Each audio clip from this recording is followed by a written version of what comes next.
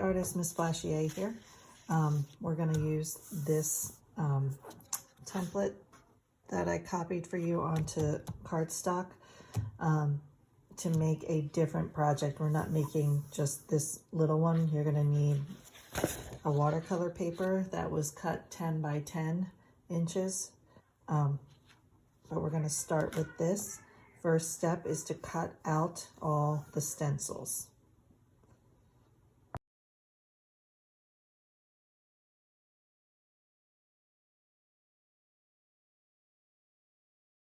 Okay, so now you have the stencils all cut out, and we're going to trace these to make the pattern on the tile. So you can do whatever pattern you want. I am going to start, I'm lining this triangle up on the line. So I have this line here and this line here, and then the line on the tile so that it's centered. Trace it. Then I'm going to skip one, go to, actually I want it closer, so I'll try that again. So I'm lining the triangle up with the dot in the center where everything comes to. Make sure.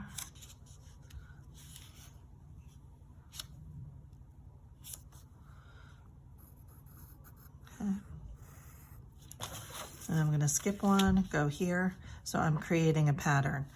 And the more shapes you add,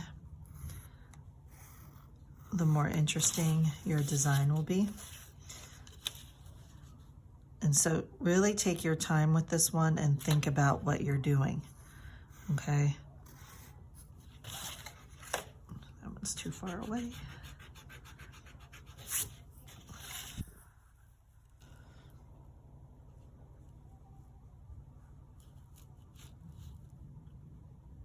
There we go.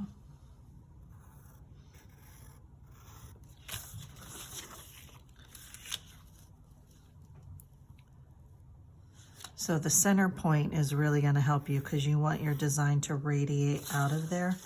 So now I have my triangles. I'm going to add a circle in the middle.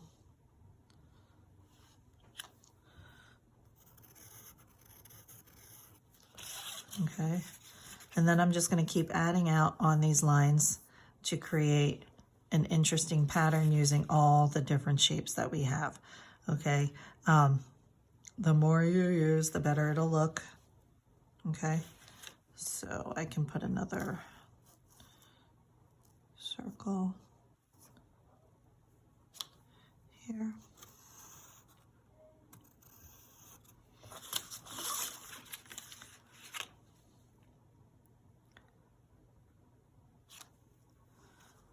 And it's really easy to keep everything in line because there's lines on the tile and then lines on the template where you cut.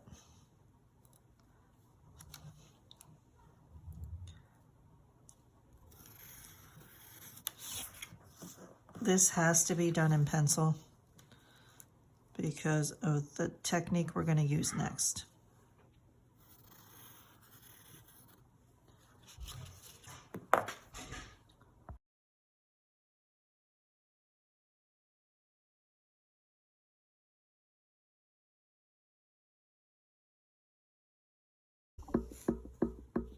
Okay, so my design is finished. Okay, we're going to set this aside for a second. I want you to make a plus sign in the middle of the paper. So if it's 10 by 10, you need to make a mark at 5 up here and at 5 down here. And if you don't have a ruler, there is one on here, so you can still use it, okay? So then you connect those two dots together, okay?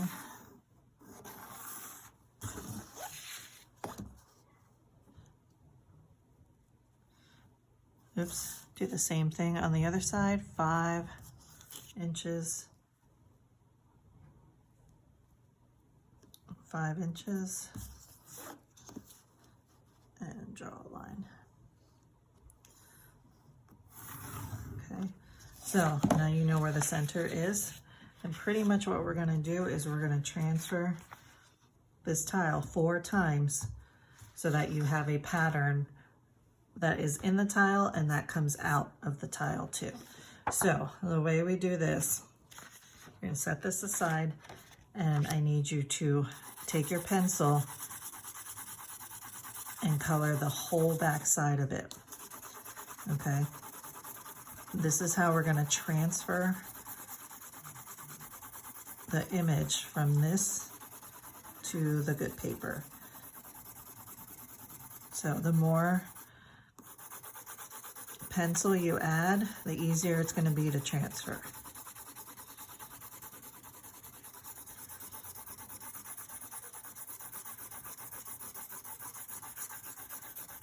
Make sure you get the whole thing. So if you need to check, you can hold it up to a light to make sure you have the whole thing. You can go in different directions. This is a really great technique to know how to do so that you can transfer images. You're going to line it up on the line that you have, the 2 lines that you have, so you can see that line's coming out of here. And if I trim this a little bit, you'll be able to see the line on the other side. So just make sure it's in the corner. Take your time lining it up.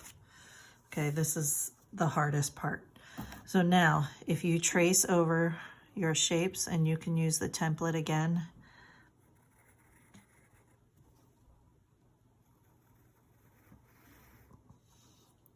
the image is going to, your design is going to be on, you have to use a little bit of pressure for this.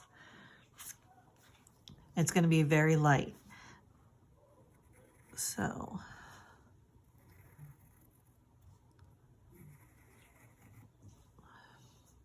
I'm gonna have to trace the whole thing before I show you, because if I take it off, it's gonna get, it will not be where it needs to be. You can use your stencil again if you don't feel confident tracing by hand.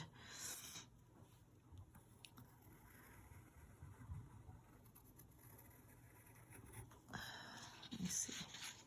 So you see how the shapes are coming out? I know it's very faint. You may not be able to see it in the camera, but it is working. So I'm gonna keep tracing. Make sure, you can always tape it down if you need to make sure that it doesn't slip while you're tracing. Okay, so now we're gonna do those designs in the other 3 spots. So what I did was I cut notches out here so that I can see where the lines are to line it up. So since I went over these lines when I transferred it, I'm gonna flip it over this time and show you a different way. So now, because of the notch, I can see the line here. I can line it up here. And so now it's gonna be in that corner. And I'm gonna color over top of it again this way, once it's lined up. And what that'll do is transfer the lines from the front to the other paper. So we're gonna do this way, then we're gonna trace it the first way, and then we'll do it this way again. And again, you can tape it down, which I didn't do. I'm going to do that now so I don't mess up. So the pressure of coloring on this is what is making the image transfer. So I'm going to sharpen my pencil again. I'm going to continue this and then I'll come back. Okay, so now I have the image in 2 squares. I'm going to do the last 2. So we're going to start this way again, line it up with the lines and the notches, tape it a little bit. You don't have to press the tape down real hard because you don't want it to rip the paper. Okay, so then you're going to trace these again to create the transfer.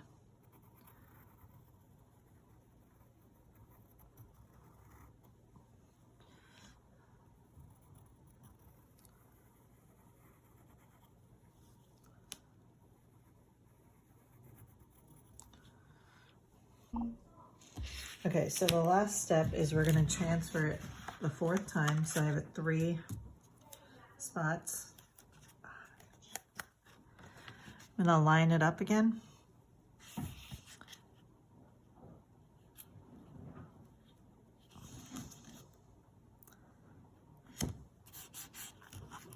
Tape it down and then color over top of it, just like we did the second one.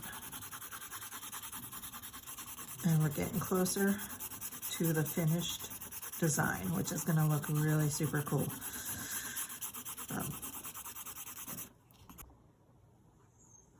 Okay, so you have the 4 transfers. I'm going to take the stencil and the Sharpie, and I'm going to trace again just to make sure everything is perfect. I know it's a lot of tracing and transferring, but it'll be worth it. Sometimes art projects take a lot longer than a 45-minute class period. And after we're done tracing everything, you can take your colored pencils or watercolor, but I think it's going to be hard to paint watercolor because the shapes are so small. So I'm going to use colored pencils. And I'm going to do this to all 4 squares.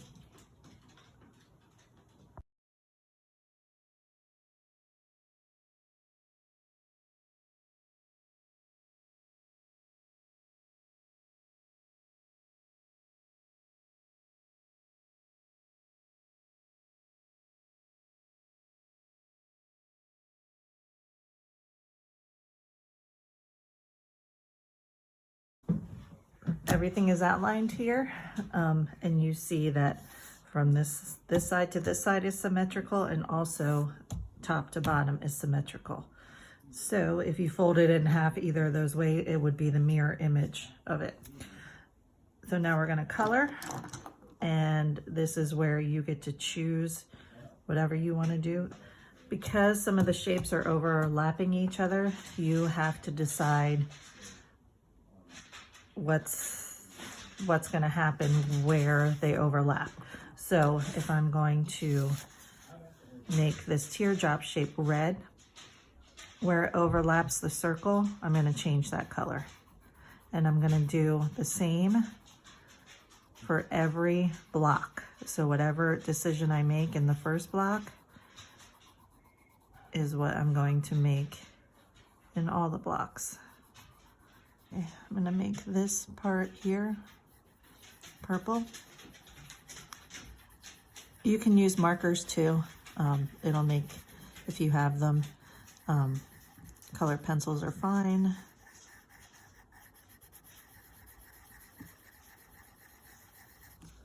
And then I'll make this part green.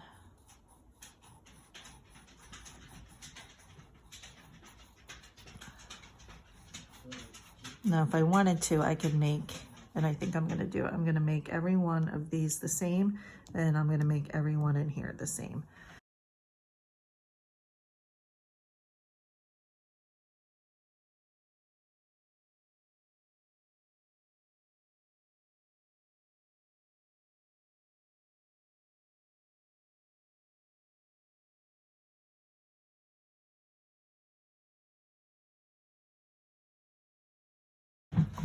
Okay, so when you are coloring in, especially the background, because it's such a big spot, make sure you're coloring all in the same direction. So this gray here, I did all this way.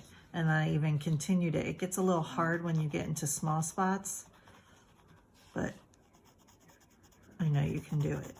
Okay, so I'm gonna keep coloring. And you can do the background first, you can do your shapes first, however you want to do it. Okay, artists, here is the final project. Mine's all finished.